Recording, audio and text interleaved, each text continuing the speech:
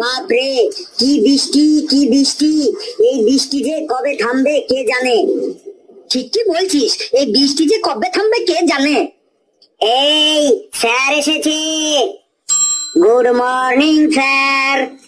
Good morning sir. বসে থাক বসে থাক, দাঁড়ানোর কোনো দরকার নেই, খুব জোরে বৃষ্টি হচ্ছে।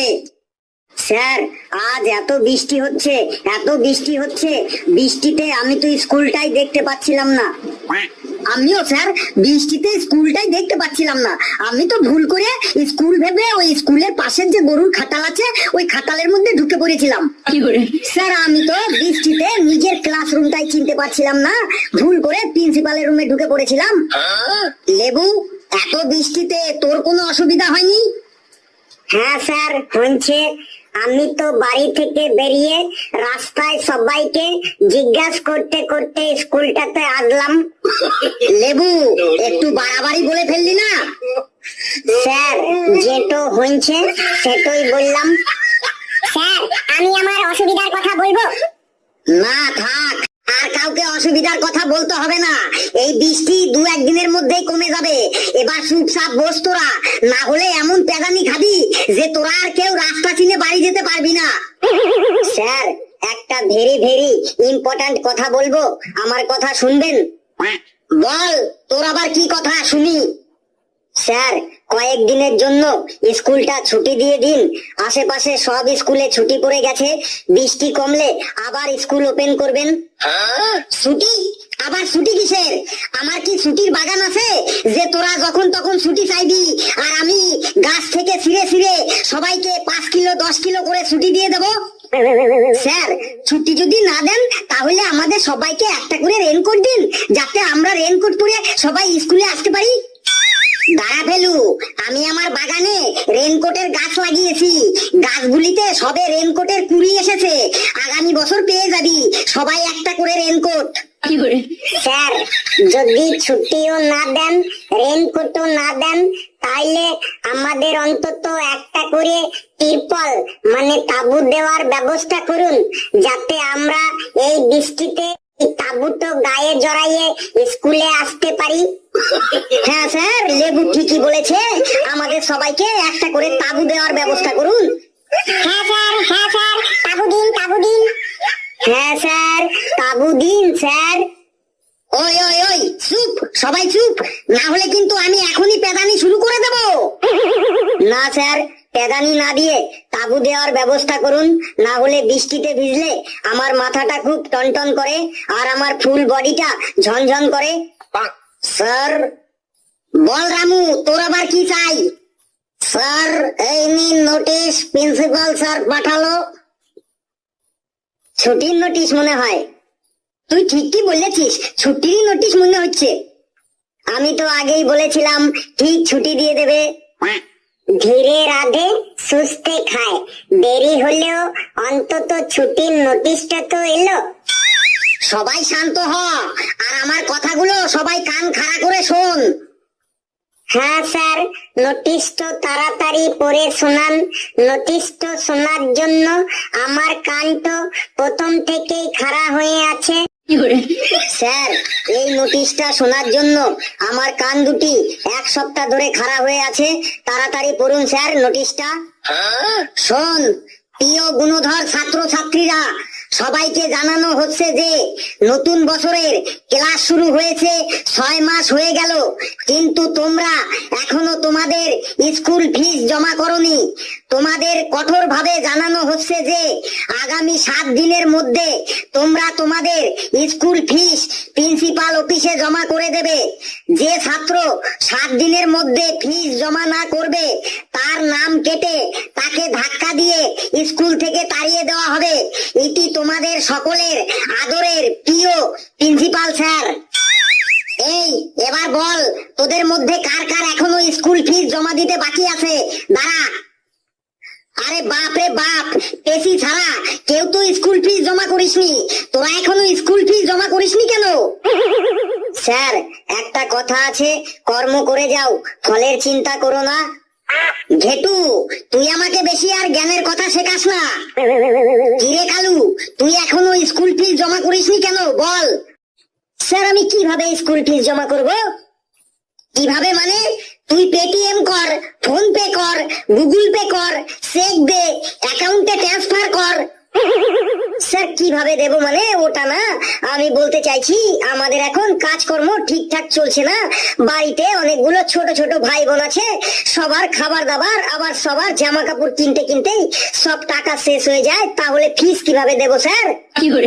খাবার দাবার একটু কম করে খা, জামা কাপড় একটু কম করে পর, ফুল হাতা জামা বাদ দিয়ে হাফ হাতা জামা পর, ফুল প্যান্ট বাদ দিয়ে হাফ প্যান্ট পর, মাছ মাংস না খেয়ে সোয়াবিন খা, দেখ ঠিক ফিসের টাকা উঠে আসবে। 7 দিনের মধ্যে তুই ফিস জমা করবি, মনে থাকে জানো? কিরে লেবু, তুই ফিস জমা করিসনি কেন? স্যার 12 দিন ধরে আমি ওষুধ খাচ্ছি স্যার। মেলাতে চিলি চিকেন খেয়ে আমার 12 দিন ধরে পেটটোতে খুব ব্যথা করছিল, তাই ফিসের টাকাটা দিয়ে আমি ওষুধ কিনে খাচ্ছি, তাই ফিস দিতে পারিনি স্যার। কিন্তু স্যার ফিসটো আমি দিন দেব, পেটটো ঠিক হলেই ফিসটো আমি দিন দেবো স্যার, আপনার দিব্যি স্যার। স্কুলের ফিসের থেকেও তোর ওষুধটার বেশি গুরুত্ব হয়ে গেল, মানে ওষুধটারই গুরুত্ব বেশি আর স্কুল ফিসের কোনো গুরুত্ব নেই, তাই তো? এটা কি তুই তোর মামার বাড়ি পেয়েছিস? ওষুধ অনেক খেয়েছিস, আর খেতে হবে না, বেশি ওষুধ খেলে সাইড এফেক্ট হয়ে যাবে। এবার স্কুল ফিসটা তাড়াতাড়ি দে, না হলে পড়াশোনা না করলে তোর জীবনটা একদম বরবাদ হয়ে যাবে। কিন্তু 1 সপ্তাহের মধ্যেই তুই যেন স্কুল ফিস দিস। চুপচাপ বস। কিরে ঘেটু, তোর ফিস এখনো জমা করিসনি কেন? তোর কি প্রবলেম? তোর পুরো 3 বছরের ফিস বাকি, পুরো 1.5 লাখ টাকা। কবে দিবি তুই ফিস? 1 সপ্তাহের মধ্যে তুই যদি ফিস না দিস, তাহলে প্রিন্সিপাল স্যারকে বলে তোর নামে আমি কেস করে দেবো। বলেন কি স্যার? 1.5 লাখ টাকা? 1.5 লাখ টাকা কি করে হয় স্যার? স্যার 1.5 লাখ টাকা কি করে হয় আমাকে বোঝান স্যার। 1.5 লাখ টাকা কি করে হয় এটাও তুই জানিস না? এটাও তোকে বলতে হবে? হ্যাঁ স্যার, 1.5 লাখ টাকা বাড়ির কাছে। কি করে 1.5 লাখ টাকা আমার বাকি আছে স্যার? আমাকে একটু বুঝিয়ে দিন স্যার। 1.5 লাখ টাকা কি করে হয় শোন। স্কুলে এসে এত ফ্যাসিলিটি পাচ্ছিস, latrine, bathroom, light, fan, geyser, water filter, free wifi, cycle stand, তারপর এত এত সাবজেক্ট পড়ানো হচ্ছে, English, math, Bangla, history, geography, physics, chemistry, drawing, সঙ্গীত, ড্যান্স, তারপর বিভিন্ন খেলাধুলা, cricket, football, hockey, gymnastic, ludo, kabaddi, এইগুলো সব শেখানো হচ্ছে। তার জন্যই ফিস নেওয়া হচ্ছে, বুঝলি? এবার বাপরে, এই জন্য এত ফিস? স্যার এক কাজ করুন, ওখান থেকে ল্যাট্রিনটা বাদ দিয়ে দিন, কারণ আমি বাড়ি থেকেই ল্যাট্রিন করে আসি। জলের খরচটাও বাদ দিন, আমি বাড়ি থেকে জলের বোতল নিয়ে আসি। সঙ্গীত, ড্যান্স আর ফ্রি ওয়াইফাইটাও বাদ দিন, কারণ আমি স্কুলে এসে কখনো কোনোদিন মোবাইলে রিল বানাইনি। আর খেলাধুলার কথা বলছেন, আমি তো স্কুলে এসে কোনোদিন খেলিনি। আমি বাড়িতে একটা খেলাই খেলি, সেটা হলো লুকোচুরি। এই সব বাদ দিয়ে এবার বলুন আমার ফিস কত হলো? বাপরে বাপ, ফিসের কথা শুনে তুই পাগল হয়ে গেলি না তো? তুই বস, তোকে পরে দেখছি আমি ঘেটু। কি রে ফেলু, তোর ফিস কেন বাকি পড়ে আছে? তোর বাবাকে বলিসনি 1 বছর ধরে তোর ফিস বাকি পড়ে আছে? স্যার আমি বাবাকে ফিসের কথা বলেছি, আমি বলেছি ফিস দাও, না হলে রোজ স্যার আমাকে ফিস জমা করার জন্য চিল্লাচিল্লি করে। শুনে তোর বাবা কি বলে? স্যার বাবা বলে স্যাররা চিল্লাই তো ওনাদের চিল্লাতে দে, প্রথমে কিছুদিন চিল্লাবে, তারপরে চুপচাপ হয়ে যাবে, তারপর সব ভুলে যাবে। তুই কালকে তোর বাবাকে স্কুলে নিয়ে আসবি, চুপচাপ বস। স্যার একটা কথা বলবো? কি বলবি বল। স্যার ফিসটা একটু কম করা যাবে না? কেন ফিস কম করব কেন? স্যার আপনি তো অনেকদিন আগে একবার আমাদের বলেছিলেন যে ক্লাসে ভালো রচনা বলতে পারবে তার ফিসটা একটু কনসেশন করে দেওয়া হবে। হ্যাঁ স্যার, আপনি বলেছিলেন এটা। হ্যাঁ স্যার, এই কথাটাই আপনি বলেছিলেন বটে। হ্যাঁ আমি বলেছিলাম, কিন্তু তুই যা রচনা বলিস ওগুলো আবার রচনা হলো? উল্টো পাল্টা যা তোর মুখে আসে তাই তুই বলে দিস। না স্যার, ধরুন আপনি যে কোনো রচনা ধরুন, দেখুন একটু উল্টো পাল্টা বলবো না। বেশ, তাহলে তোকে একটা রচনা ধরি, যদি বলতে পারিস তাহলে তোর ফিস আমি 5,000 টাকাও কনসেশন করে দেব। কিন্তু একটা কথা, আমি যা কিছু নিয়েই, মানে যে কোনো কিছু নিয়েই রচনা ধরতে পারি।